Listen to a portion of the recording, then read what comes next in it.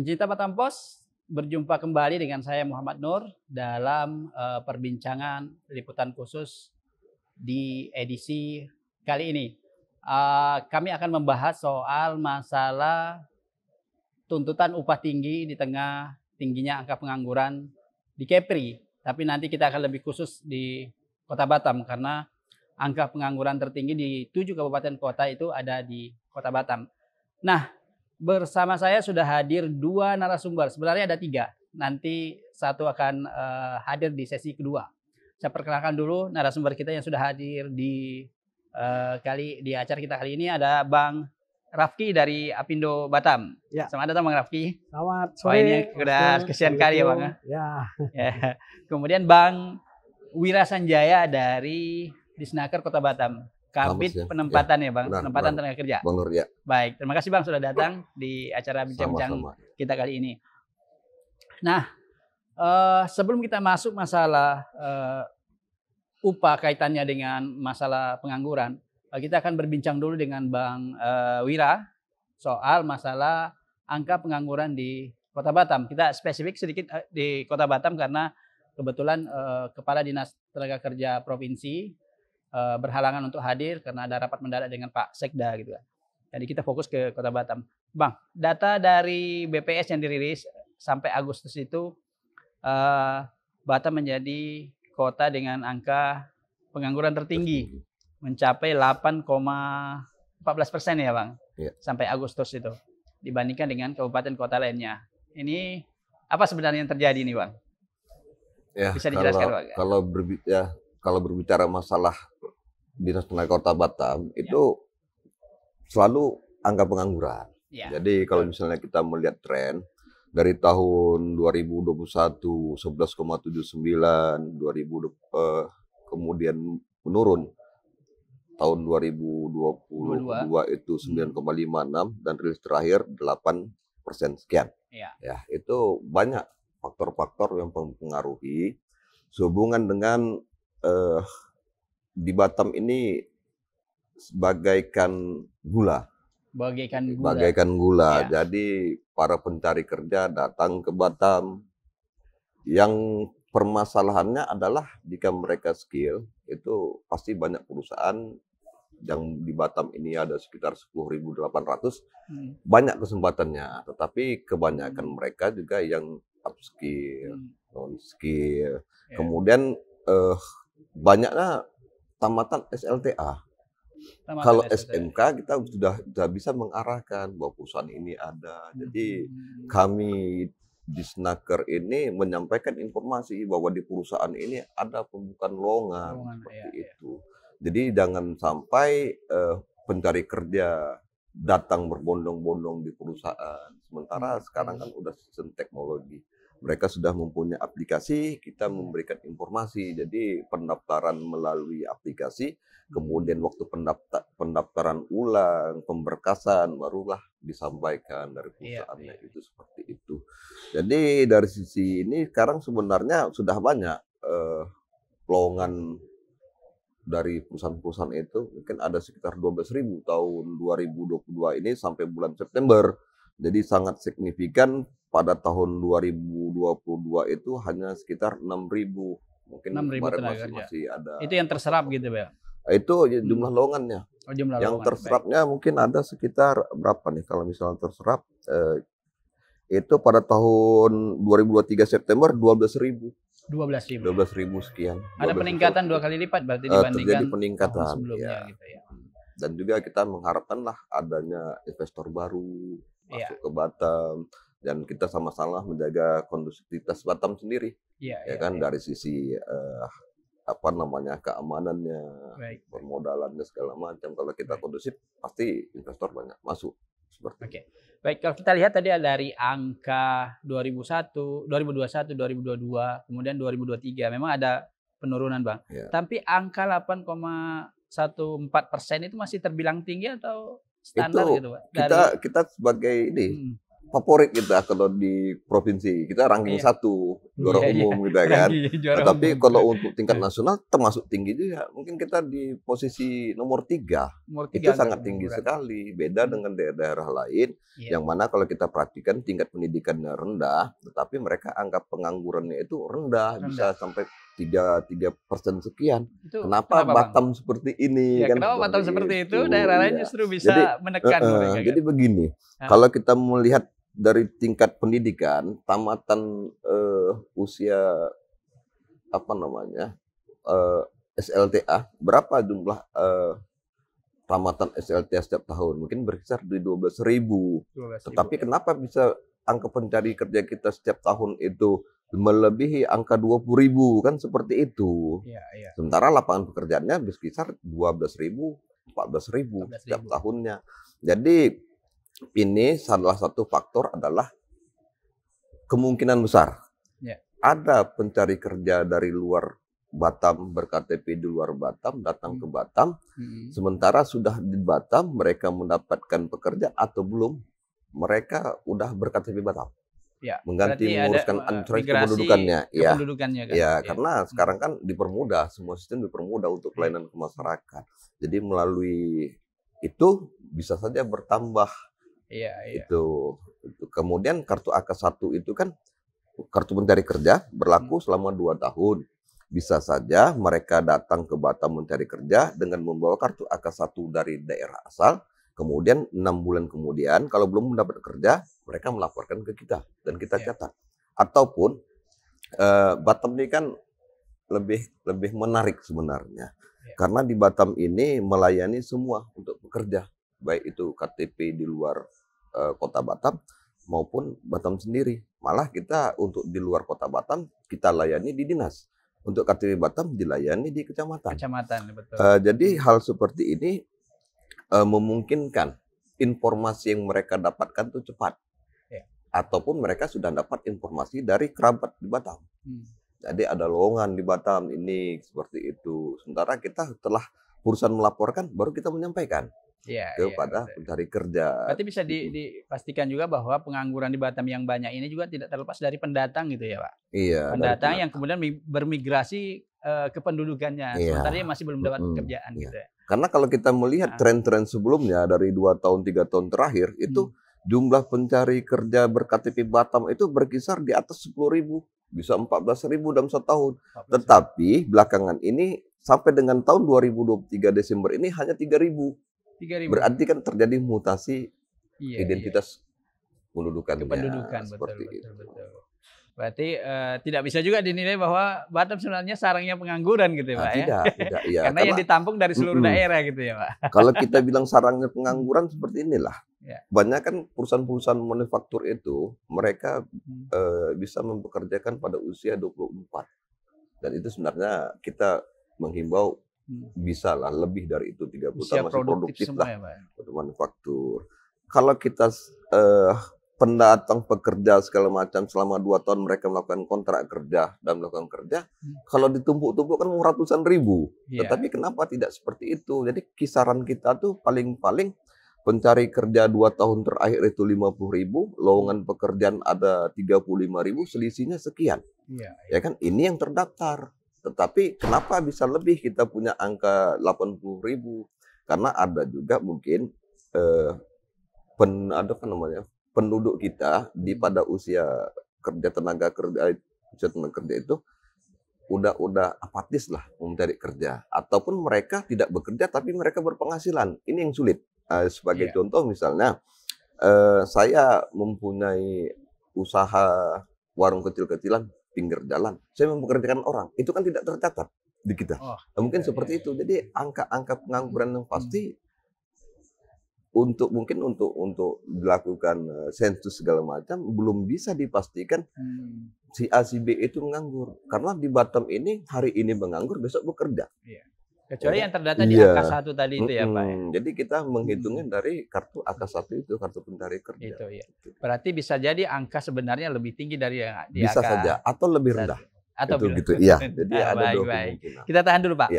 Baik, Saya ke Bang Rafki dulu. Ya. Bang Rafki, tadi Bang Wira bilang bahwa Batam itu masih selalu menarik bagi pencari kerja di luar Batam. Masih dianggap seperti gula nih. Ya. Semut datang nih ke Batam gitu. Nah, ini apa ada efeknya dengan angka UMK Batam juga yang terbilang lumayan tinggi dibandingkan dengan daerah lainnya gitu loh. Sehingga orang wah ke Batam nih sebulan bisa dapat 4,5 sekarang nih kalau yang 2023. Ya. Nah, nanti kita bicara yang berikutnya gitu. Ya Bang. Ya itu saya setuju bahwasanya Batam itu memang ibarat gula itu menarik banyak semut gitu ya. Artinya banyak pencari kerja datang ke Batam. Pertama karena upah tinggi dan lapangan pekerjaan banyak. Artinya lapangan pekerjaan banyak, tentu ada harapan dari para pencari kerja dari daerah lain untuk bisa mendapatkan pekerjaan dengan upah yang lebih baik di Batam. Nah, cuman di sini beberapa tahun belakangan terjadi transformasi. Ini harus kita cermati bersama. Industri di Batam itu melakukan transformasi seiring dengan naiknya upah minimum yang semakin tinggi. Apa yang dilakukan? Banyak usaha industri yang ada di Batam itu yang awalnya sifatnya itu adalah labor intensif, artinya dia mengandalkan orang untuk di line produksi itu dia menggunakan orang sehingga merekrut banyak pekerja. Tapi melihat lonjakan ya dari tahun 2012 itu ada lonjakan kenaikan upah minimum yang begitu tinggi, yang relatif begitu tinggi, mereka berpikir ini sudah tidak menguntungkan lagi kalau kita masih menggunakan orang men di line produksi. Nah, sejak 2015 itu sudah banyak yang lapor ya, terutama anggota Pindo gitu ya yang manufaktur. Pak, kami sekarang sudah beralih dari labor intensif dan ke kapital intensif. Itu artinya apa? Dia investasi gak apa-apa di awal beli dulu uang banyak keluar dulu untuk beli apa? Beli automation. Jadi line production yang automation di mana yang mengerjakan pekerjaan-pekerjaan yang berulang-ulang itu dilakukan oleh robot. Robot. Betul. Jadi tangan robot namanya kalau di industri itu tangan robot. Jadi si tangan robot ini dia jauh lebih efisien, jauh lebih efektif dan kerjanya lebih cepat dan dia nggak ngeluh dan dia juga tidak ada cheatingnya. Cheatingnya misalkan ketika lagi ngobrol dulu ngerumpi itu nggak ada kalau alasannya begitu dan upahnya itu nggak naik-naik, artinya nggak ada kenaikan upah untuk si robot kan, artinya upah minimum nggak kena ke robot kan, artinya ke upah minimum itu kenanya ke tadi yang orang di line production. Nah, itu terjadi di Batam sejak tahun 2015 sudah mulai terjadi. Sampai sekarang itu perlahan-lahan penyerapan tenaga kerja di Batam itu makin melambat. Bisa kita lihat. Cara lihatnya gimana? Kita lihat investasi PMTB itu kalau di laporan statistik itu BPS itu pembentukan modal tetap bruto itu naik terus ya. Tapi pengangguran juga naik terus. Nah, seharusnya apa? Investasi naik, harusnya pengangguran nurun dong. Karena investasi naik berarti lapangan pekerjaan terbuka dan pengangguran itu akan diserap. Gitu. Tapi dibandingkan dengan sebelum COVID ya, kalau ini kan memang menurun dari 2021 kan setelah after COVID. Artinya memang terus menurun, tapi belum nyampe ke di tahun sebelum COVID itu kan di bawah 7% pengangguran Batam itu. Nah, sekarang masih di atas 84%. Kenapa itu bisa terjadi?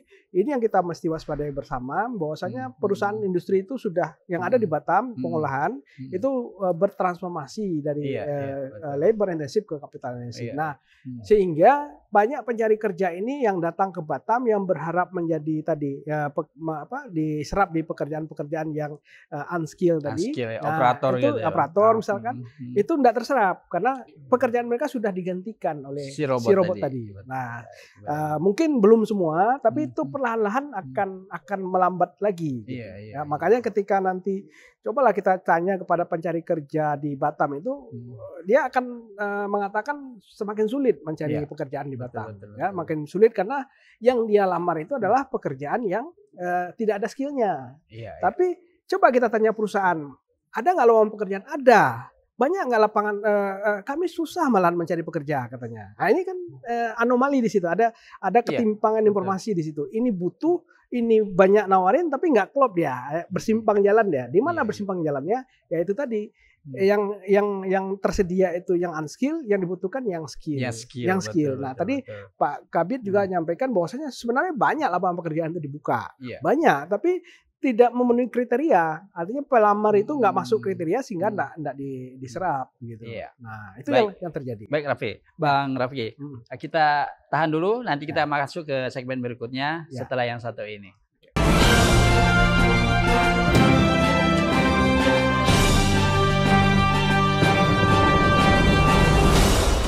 Baik, dari launch 4 Point Hotel Jodoh, kita lanjutkan perbincangan mengenai tuntutan upah tinggi di tengah tingkat pengangguran di Kota Batam yang tinggi. Tadi kita sudah berbincang mengenai masalah pengangguran di Batam. Tadi ada beberapa hal yang disampaikan oleh Bang Wira dari Disnaker Kota Batam dan Bang Raffi dari Apindo. Nah, saya kembali ke Bang Wira dulu sebelum nanti kita bahas kaitannya dengan upah. Lalu apa kira-kira yang perlu dilakukan ke depan supaya tenaga kerja yang datang itu betul-betul mereka memiliki skill yang dibutuhkan oleh perusahaan yang seperti yang di Bang Raffi tadi, sebagian kalau cuma operator udah digantikan oleh robot gitu loh. Ke depan progres hingga saat dari ini kita menyampaikan lah, kita melakukan pelatihan-pelatihan di Disnaker. Ya. Mungkin kalau pelatihan untuk Disnaker Kota Batam kita termasuk yang paling tinggi. Mungkin ranking juga kita 10 besar. Karena dengan setahun itu kita 1.112 orang, baik pencari kerja maupun tenaga kerja yang upgrade skillnya. Itu dengan anggaran yang fantastis juga sebenarnya, mungkin berkisar 22 miliar lebih loh. Yang menggunakan dana IMTA tadi ya Bang? Iya, menggunakan dana IMTA. Jadi dengan hal seperti itu kita berupaya menekan jumlah angka pengangguran, tetapi dengan beban APBD pelatihan seperti itu kan mungkin kita tidak sanggup dengan jumlah pekerja, dengan jumlah tenaga kerja yang sangat banyak di Kota Batam ini. Jadi kita juga menghimbau kepada perusahaan-perusahaan, baik itu perusahaan besar lah yang sudah melaksanakan seperti perusahaan Meder, ada yang perusahaan yang baru itu juga praktek, dia membuka akademi. Jadi di situ mereka melakukan pelatihan, baik itu untuk penggunaan tenaga kerja perusahaan sendiri maupun juga nanti pengiriman ke luar negeri dengan perusahaannya, kebutuhan perusahaannya, karena ada cabang-cabang yang besar seperti itu. Dan juga Sumitomo yang melakukan pemagangan, perusahaan pemagangan seperti itu. Jadi kita mengharapkan tenaga kerja lokal ini yang tamat-tamatan SMK kita lah bisa dilatih di situ, bisa dimagangkan, dan tujuannya juga adalah penempatan menjadi karyawan tetap mereka seperti itu. Di samping itu juga kita juga menghimbau kepada perusahaan-perusahaan penempatan, kita lebih utamakanlah pada pekerja lokal. Jadi kalau misalnya informasinya bahwa pekerja lokal kita kalah saing, kita sudah mempersiapkan itu. Jadi jangan sampai kita di Batam yang maju ini kalah dengan tenaga kerja dari luar. Gitu. Jadi akadnya antar daerahnya itu bukan kita batasi lah, tetapi kalau ada tenaga kerja lokal, kenapa perlu biaya yang lumayan besar kan untuk mendatangkan dari luar. Dan juga perusahaan-perusahaan yang mempekerjakan hingga saat ini banyak tenaga kerja akadnya, mereka sekarang udah beralih seperti itu. Jadi kalau misalnya memang rekrutmen itu dibutuhkan melalui akad yang skillnya saja. Dan juga ada beberapa lembaga pelatihan juga udah mau memasukkan peralatan-peralatan untuk pelatihan mereka sesuai dengan kebutuhan dari industrinya. Seperti manufaktur, kita tidak ada tenaga yang ahli di bidang molding. Mungkin mereka bisa memasukkan suatu sebagai simulasi lah untuk pengerjaan molding. Jadi semua kita tersedia seperti itu. Baik. Dan kita udah istilahnya kalau SMK yang membuat BKK, kita telah melakukan upaya-upaya juga untuk membuat suatu MOU dengan perusahaan. Kita pertemukan mereka dengan HRD-nya biar saling kenal, biar seperti itu. Baik. Baik Bang. Saya ke Bang Raffi dulu sebentar Bang. Artinya kan perusahaan sekarang banyak membutuhkan yang punya skill, sementara yang datang nih unskill. Ada nggak tadi dibilang Bang Wira bahwa perlu juga keterlibatan dari perusahaan itu untuk merekrut mereka yang unskill kemudian dididik sesuai dengan kebutuhan, akhirnya bisa dipekerjakan gitu Bang. Satu sisi mungkin menambah kos, tapi mungkin penting juga nih Bang. Gimana Bang? Sebenarnya sudah berjalan begitu ya. Artinya beberapa perusahaan di Batam itu sudah menjalankan pendorongan vokasi itu kan. Artinya baik itu melalui pemagangan, melalui LPK industri, kita mendorong sebenarnya setiap perusahaan itu punya LPK, lembaga pelatihan kerja, tapi yang khusus untuk di perusahaan itu. Katakanlah untuk mengupgrade skill dari karyawannya sendiri atau mengupgrade merekrut orang yang baru untuk diberi skill tambahan ya di LPK. Nah, itu sebenarnya biayanya bisa nggak ditanggung oleh perusahaan karena itu ada insentif dari pemerintah. Ada yang namanya super tax deduction namanya. Artinya nanti ke biaya-biaya yang keluar itu bisa dipakai sebagai pengurang pajak tahunan perusahaan, pajak badan perusahaan. Namun ya ini yang kita kurang paham. Kenapa banyak perusahaan ini yang masih enggan menggunakan super tax deduction itu? Di lapangan tidak banyak yang mengklaim itu. Padahal itu cukup besar. Artinya gini, kalau misalkan dia bayar honor instruktur, listriknya, tempatnya itu semua bisa diklaim sebagai untuk pengurang pajak tahunan badannya. Itu bisa 200% sampai 200%. Misalkan dia merekrut orang untuk magang, kemudian diberikan uang saku, uang transport, uang makan dan lain-lain, itu bisa juga diklaim sebagai pengurang pajak. Pajak tahunan. Mungkin ini perkiraan kita mungkin karena banyak yang enggan karena berurusan dengan pajak nanti diperiksa nanti apa itu yang mungkin ya itu faktanya enggak banyak yang mengklaim itu. Padahal tapi itu fasilitas yang diberikan pemerintah seharusnya. Dan kita sudah sosialisasikan juga berkali-kali, ayo kita ajak itu enggak banyak yang mengikuti. Tapi kalau yang mereka jalankan sendiri tapi enggak mengklaim super tax-nya sebenarnya, mereka biaya sendiri. Baik. Mungkin karena takut diperiksa atau apa, mereka lebih suka membiayai sendiri. Sebenarnya itu nggak perlu dibiayai sendiri oleh perusahaan. Itu bisa diklaim ke pemerintah sebagai pengurang pajak. Baik. Itu memang kita himbau seharusnya begitu. Karena kalau hanya dibebankan ke Disnaker sendiri, pemerintah sendiri anggaran terbatas.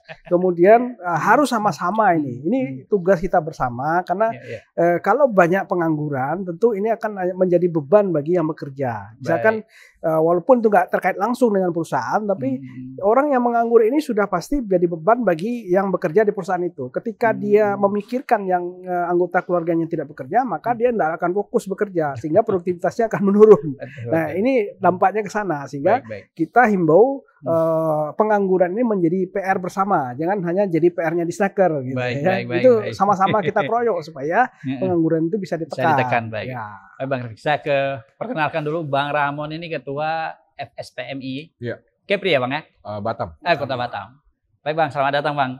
Baik Bang, tadi mungkin dari teman-teman serikat juga ada upaya-upaya juga untuk peningkatan skill, mungkin upgrade skill, terus mungkin pembinaan juga mungkin calon tenaga kerja yang datang untuk menekan pengangguran. Ada nggak upaya itu juga dilakukan oleh teman-teman serikat gitu Bang? Ya baik.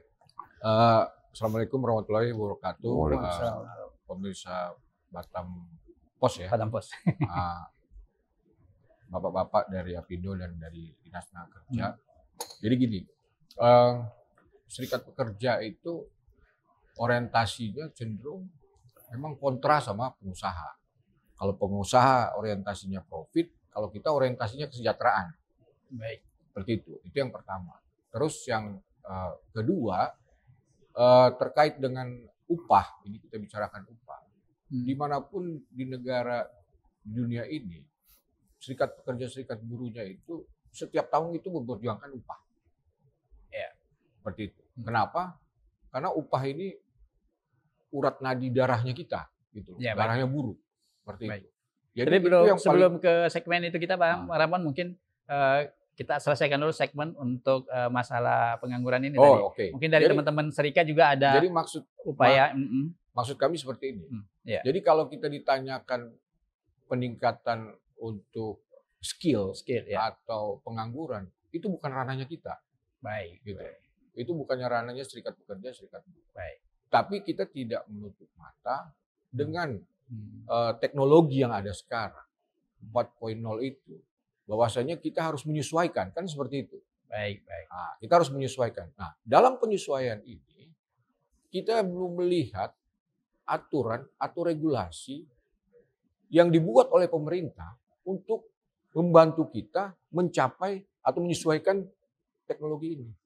Malahan kita itu dihajar dengan Undang-Undang Cipta Kerja, gitu loh. Jadi akhirnya kita mundur jauh lagi nih. Seharusnya kita udah maju, kita udah memikirkan teknologi, karena kalau bicara teknologi itu otomatis skill harus tinggi.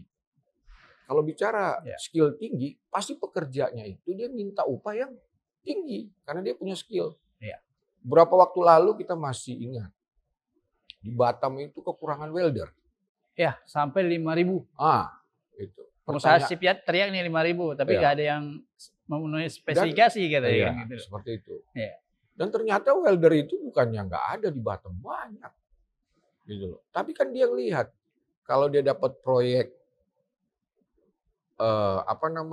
pagar rumah atau teralis, itu kan rata-rata berkisar di harga 400.000.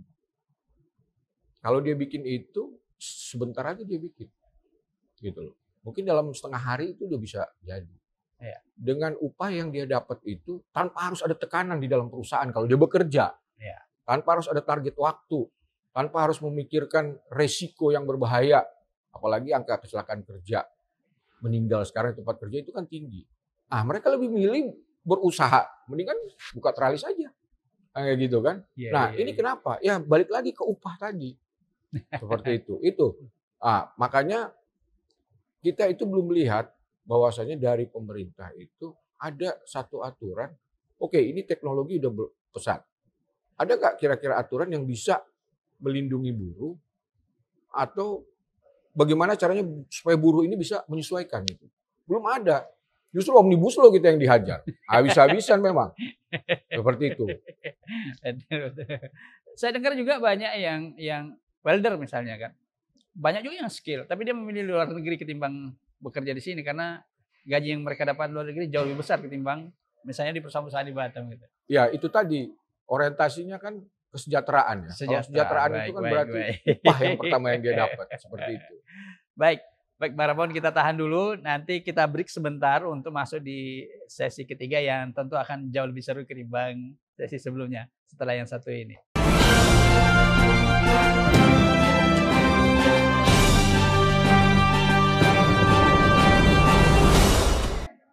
Baik, dari Lounge 4 Point Hotel Jodoh, kita lanjutkan perbincangan di sesi ketiga.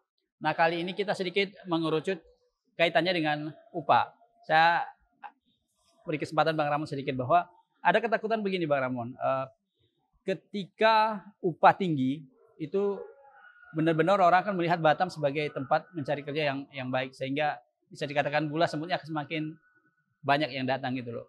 Sehingga ada kekhawatiran kalau upah ditetapkan tinggi, misal untuk 2024 yang penentuannya mungkin besok ya, bisa ditetapkan tinggi, tentu orang akan semakin banyak ke Batam, dan kebanyakan yang datang tadi itu kan tidak menyesuaikan dengan skill yang dibutuhkan di sini.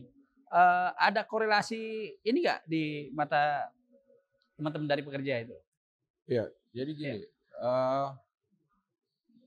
seperti tadi yang saya sampaikan terkait dengan upah, itu kita selama ini itu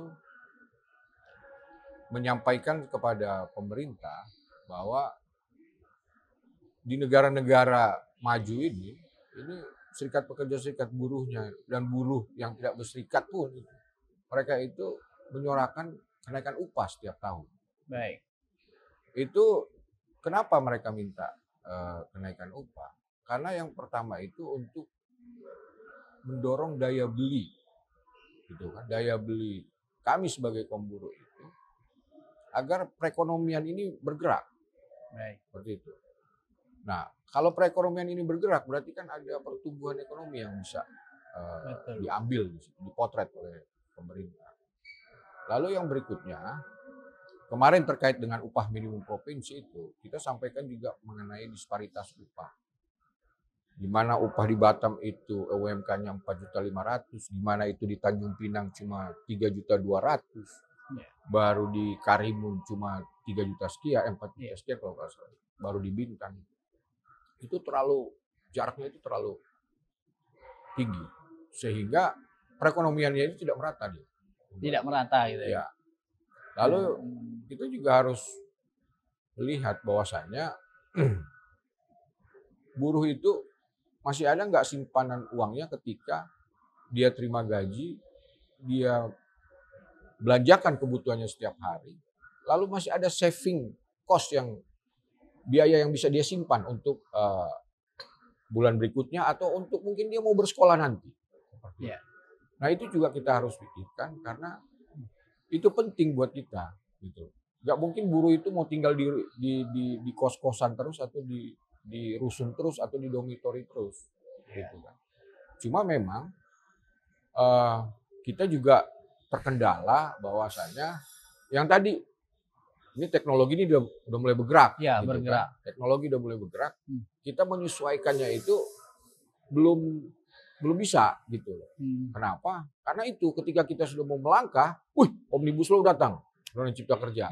Akhirnya mundur lagi kita nih.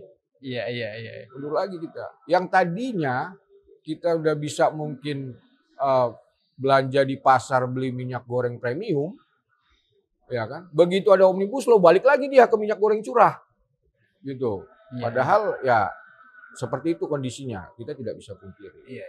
Cuma dari kami itu tetap memperjuangkan upah bagi kita, ya, bagi buruh itu agar supaya kita bisa lebih kompetitif lagi. Apalagi Indonesia ini memasuki middle income country.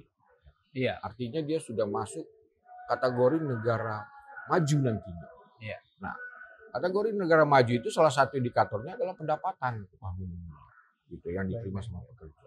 Jadi tuntutan upah tinggi meskipun di tengah angka penganggurannya masih tinggi, menurut Bang Rahman masih hal-hal yang wajar gitu ya.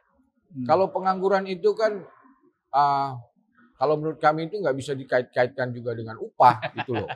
Nggak bisa juga. Maksudnya gini, seperti tadi kami sampaikan, kalau pengangguran itu ya itu kan bukan kita serikat pekerja ini, oke, kita prihatin. Cuma kan kita orientasi kita tuh di upah gitu, di kesejahteraan. Yang urusin pengangguran ini ada gitu loh. Tapi kalau nanti kita yang ngurusin juga pengangguran, nanti kalau partai buruh menang, kalau menang, nah itu biar nanti yang ngurusin upah, yang pengangguran kan seperti itu.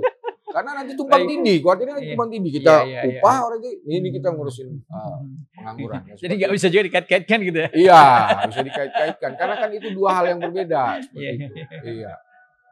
Tapi dari usulan-usulan yang ada, kita masuk sedikit nih ke mendekati angka ya, walaupun belum ada kesepakatan nih yang kita spesifik sedikit soal upah Batam yang tadi ya, teman-teman minta 15%. Ya.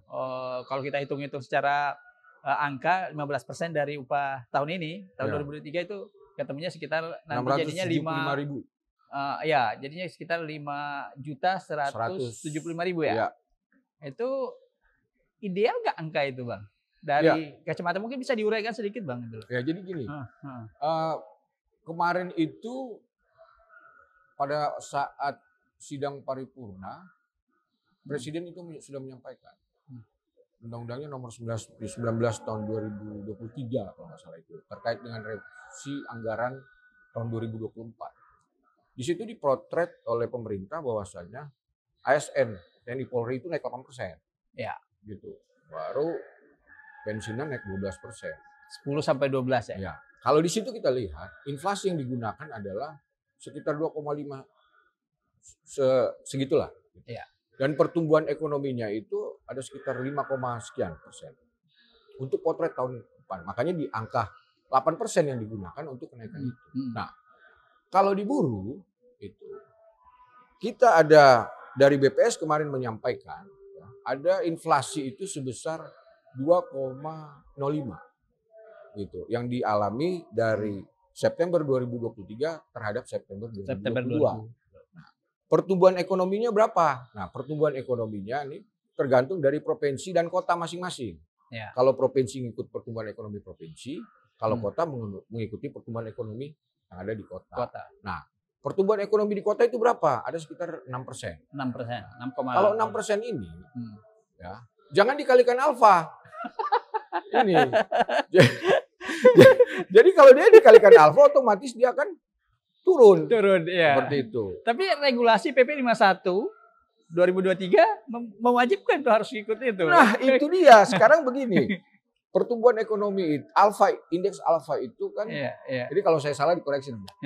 Indeks alfa itu salah satunya potret dari kontribusi pekerja. Ya, kontribusi pekerja.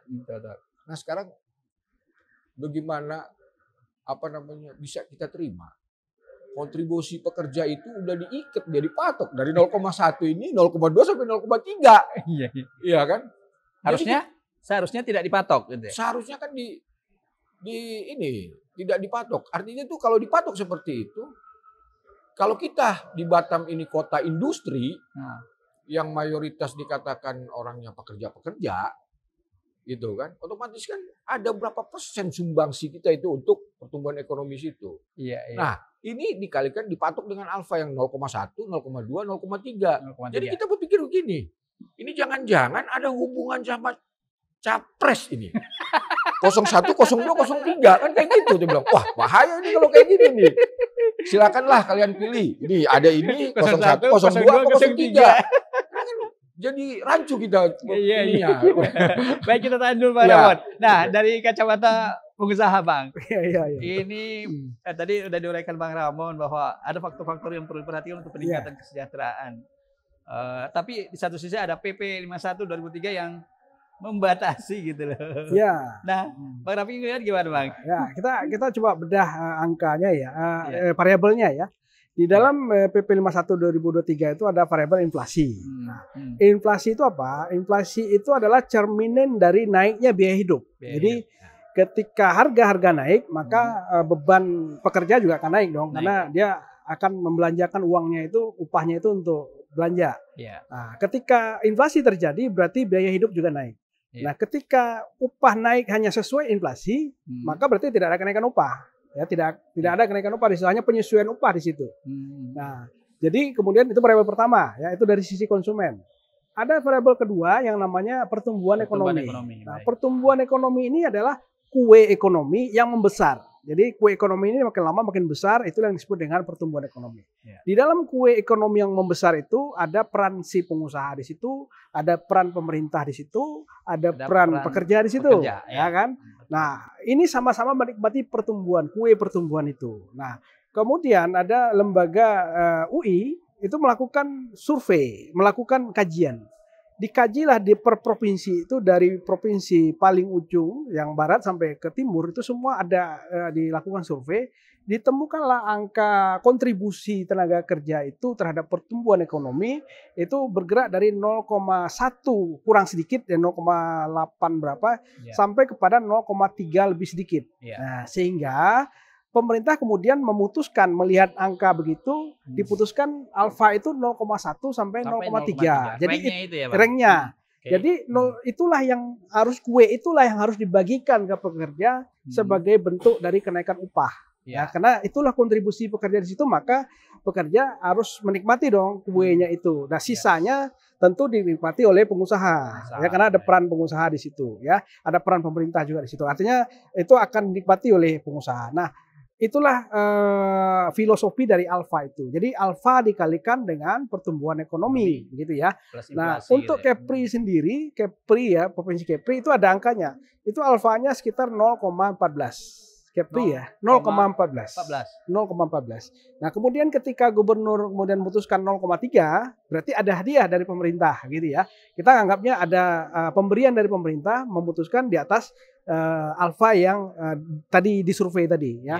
Nah, sehingga di situ tentu ini ya kita serahkan ke pemerintah. Kalau memang pemerintah memutuskan, gubernur dalam hal ini memutuskan 0,3, ya kita akan terima. Jadi kalau kita lihat formulasi tadi sudah mengakomodir semua pihak. Menurut saya itu sudah mengakomodir semua pihak.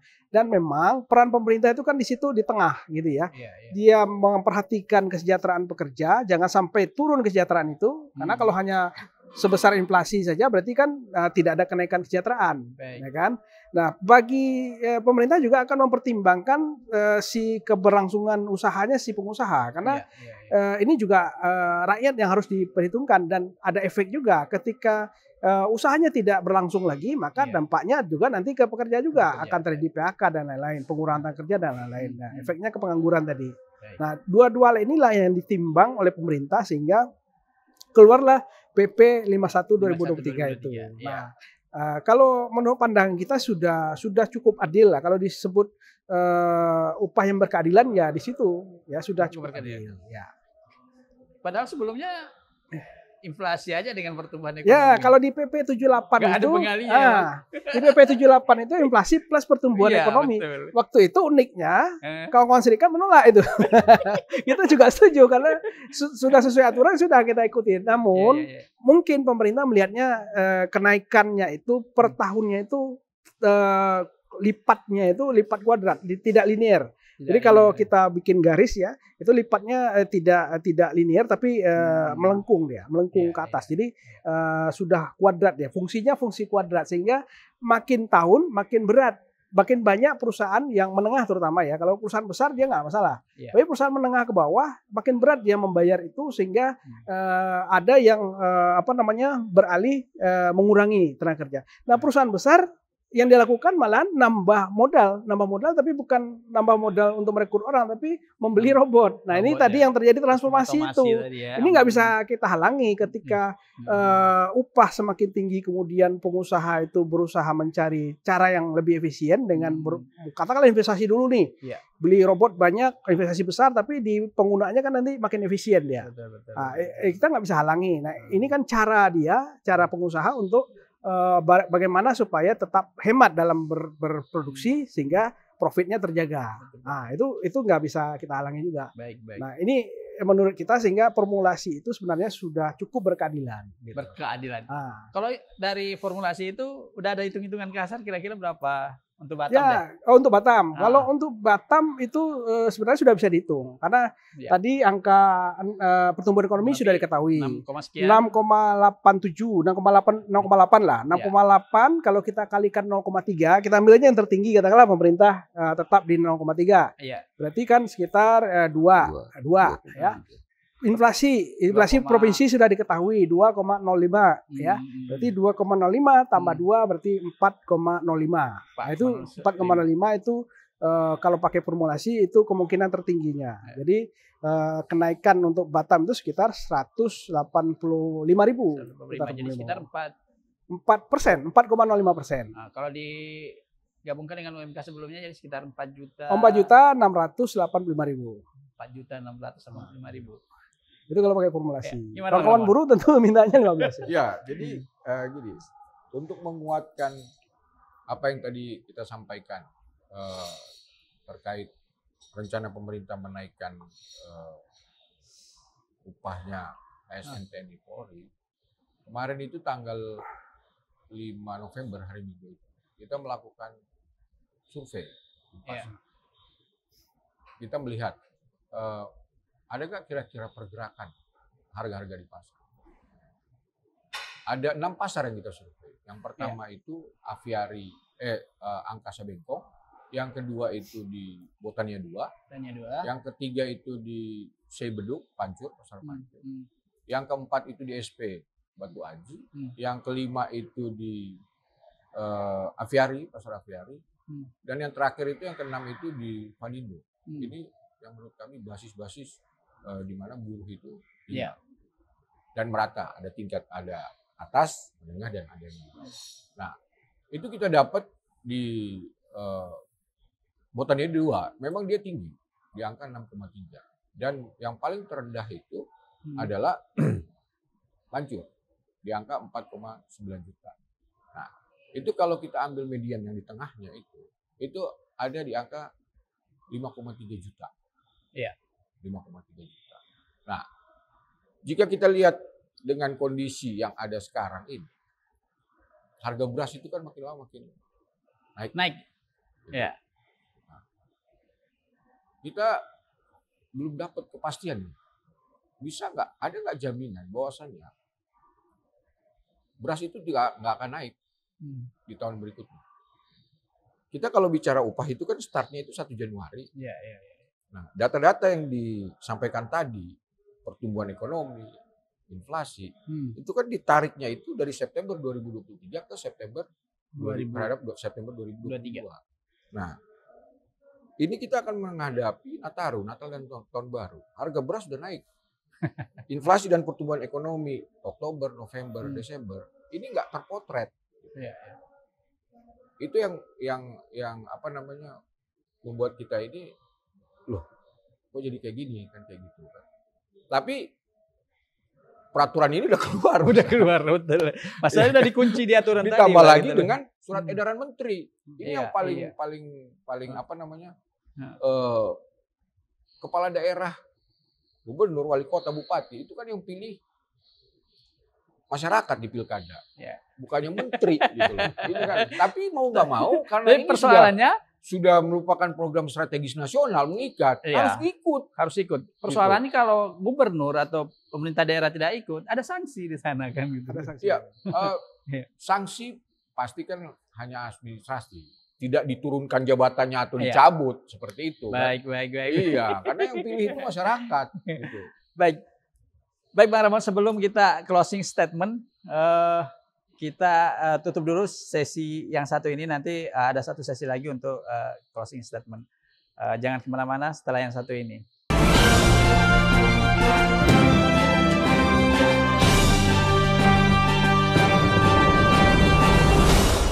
Baik, dari Lounge Hotel 4 Point Jodoh, kami akan melanjutkan perbincangan sebelum closing statement. Bang, sebelum closing statement ada satu yang ingin saya tanyakan lagi. Memungkinkan nggak ada angka ideal gitu loh? Mungkin dari teman Desnaker dulu, singkat padat Bang. Misalnya, oke lah, ini udah diikat aturan nih, PP 51. Oh, tapi satu sisi kan ada kondisi di masyarakat yang juga perlu diakomodir gitu. Memungkinkan nggak ada angka ideal? Misalnya kalau tadi teman pengusaha tuh sekitar 4,17 ya? 4,05 yang mana? UMK 2024 estimasi. Ya. 4,7 4,6 sekian ya. 4,6. Nah, kalau teman-teman tadi kan sekitar 5 jutaan gitu. Anggaplah angka ideal misalnya mungkin 4,8 atau mungkin ada bulat aja deh 5 juta kan gitu. Penengah ini memungkinkan nggak ada. Jadi begini, Bang Nur, pemerintah kan mengeluarkan regulasi sebagai patokan. Ya kan, dari pihak penguasa tentu acuannya regulasi, dari pihak pekerja tentu peningkatan kesejahteraan. Jadi kalau misalnya sekedar inflasi disesuaikan dengan inflasi, itu kan tidak ada peningkatan kesejahteraan, penyesuaian. Tapi ini kan itulah perlunya pemerintah menjembatani, memfasilitasi terjadinya ke suatu kesepakatan. Dan nanti kita pemerintah daerah melakukan rekomendasi kan seperti itu. Jadi komunikasi berbagai pihak ini sangat diperlukan. Jadi kita harus berpikiran jernih agar adalah istilahnya terjadi peningkatan kesejahteraan. Gitu Bang Ramon ya. Nah, jangan sampai mutlak-mutlak sesuai dengan yang inflasi. Sementara pertumbuhan ekonomi kita juga tinggi seperti itu. Saya rasa demikian saja. Baik Bang. Tadi Bang Ramon bilang Bang Rafki. Ya.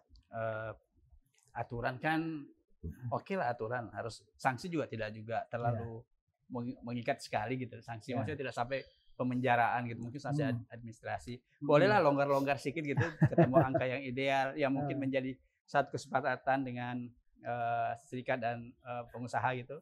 Mungkin kan Mbak, angka ideal itu Bang. Ya, kalau ada tentu kita berharap pada kesepakatan begitu ya. Karena dalam perundingan, tujuan perundingan kan untuk bersepakat bukan untuk tidak bersepakat ya. Artinya kalau masing-masing itu kita serahkan kepada pihak yang berunding lah. Di Dewan Pengupahan itu ada perwakilan pengusaha, ada perwakilan serikat pekerja, buruh, kemudian ada perwakilan pemerintah. Kalau di dalam itu mau bersepakat ya tentu kita akan dorong itu untuk bersepakat begitu. Tapi aturannya lebih tinggi itu kesepakatan nggak Pak? Kalau ya tergantung kalau di kita yang penting itu kesepakatan itu tentu tidak keluar dari aturan. Ya kan, yang namanya kesepakatan tidak boleh melanggar aturan yang ada karena kalau keluar dari aturan yang ada berarti kan kita keluar dari aturan bernegara kan ada aturan bernegara itu harus dipegang juga. Baik, closing statement kita Bang. Ya. Singkat pada Mbak Ramon. Kalau dari kami tetap kami menolak PP 51. Menolak PP 51 2023. Iya. Seperti itu. Karena ada alfanya tadi ya. Ini membuat angka bukan cuma alfa lagi. Baik, tetap menolak ya Bang. Ya.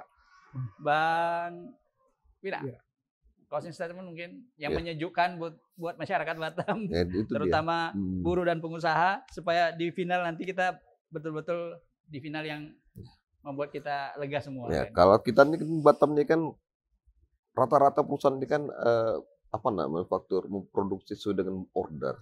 Ya kan, jadi itu tuh harus kita pikirkan juga. Siapa sih nggak mau pekerja mempunyai penghasilan tinggi dan meningkatkan kesejahteraan? Tapi dari sisi pengusaha seperti apa? Karena biaya produksi termasuklah itu dengan upah-upah. Jadi karena ada kesepakatan yang istilah-istilah pengusaha juga bisa berpikir untuk peningkatan kesejahteraan, lebih dari itu apa salahnya? Kan begitu, Bang Ramon ya? Ya, saya baik, terima kasih Bang. Bang, ya, Bang. Kalau dari Apindo sih menganggapnya begini, ya artinya kita sudah tidak masanya lagi berkutat di upah minimum gitu ya. Kita tentu kalau ingin kesejahteraan meningkat, maka buruh itu harus dibayar di atas upah minimum. Nah, kita selalu menghimbau sebenarnya kepada anggota Apindo yang mampu, ya bayarlah di atas upah minimum. Dan itu sudah banyak yang melakukan itu. Dan artinya, itu boleh kan? Boleh, tidak ada larangan. Dan itu sebaiknya karena ada namanya teori upah efisiensi. Teori upah efisiensi itu begini, ketika pekerja itu dibayar lebih dari yang seharusnya, maka dia akan muncul loyalitas, dia akan muncul produktivitas, dan itu menaikkan profit. Nah, ini yang selalu kita himbau kepada pengusaha, bayarlah di atas upah minimum. Sehingga sebenarnya menurut kami tidak perlu lagi kita terlalu berkutat di upah minimum untuk menaikkan. Upah minimum ini sekali lagi adalah jaring pengaman untuk pekerja lajang yang masih bekerja di bawah setahun. Ya. Nah, ini kalau ini dinaikkan jaring, ibarat jaring ya dinaikkan, ada ikannya yang bisa, ada yang nggak bisa gitu. Artinya kalau ini terlalu tinggi, ada perusahaan yang menengah ke bawah itu yang nggak sanggup. Katakan begitu, sehingga dia akan melakukan pengurangan-pengurangan yang berdampak kepada buruh itu sendiri. Tapi kalau yang dituntut itu adalah yang di atas upah minimum, nah itu akan menaikkan kesejahteraan pekerja di situ. Jadi percayalah bahwasanya sebenarnya pengusaha itu concern dengan kesejahteraan pekerjanya, karena si pengusaha butuh loyalitas. Siapa sih yang perusahaan yang nggak mau pekerjanya loyal? Itu kalau banyak pekerjaan loncat-loncat pindah-pindah perusahaan itu merugikan perusahaan sebenarnya. Perusahaan itu ingin orang yang sudah terlatih ini tetap bertahan di perusahaan itu, sehingga dia pasti memikirkan kesejahteraan itu. Nah, sehingga dengan ini masalah upah minimum ini kita berharap akan tetap kondusif ya, tidak akan berdampak kepada iklim usaha yang ada di Batam ya. Dan tetap juga kita berharap kepada pemerintah terutama untuk menarik investor itu supaya pengangguran yang saat ini masih tinggi juga bisa ditekan lagi. Dan kalau bisa ya pelatihan-pelatihannya diperbanyak. Kita juga menghimbau ke perusahaan yang mampu untuk membuka LPK industri terutama untuk melatih para pencari kerja ini supaya tidak banyak lagi pengangguran. Iya, betul. Ya. Baik, terima kasih Bang Rafki, terima kasih Bang Wira, terima kasih Bang Ramon. Berakhir sudah perbincangan kita sore ini. Mudah-mudahan nanti ada angka yang ideal yang disepakati oleh teman-teman dari Serikat Buruh dan pengusaha dan ditengahin oleh pemerintah. Kita berharap tidak ada aksi yang merugikan semua pihak ya, karena saya yakin Batam kondisi yang kondusif itu sangat penting untuk keberlangsungan usaha. Dan kita juga berharap dengan kenaikan upah ini juga banyak semut yang datang, tapi semut yang memiliki skill sehingga terserap di dunia kerja yang ada di Batam. Pengangguran bisa diatasi dan ekonomi bisa tumbuh lebih baik. Kesejahteraan bisa tercapai ya Bang Ramon nanti. Baik, terima kasih. Sampai jumpa di perbincangan berikutnya. Salam redaksi.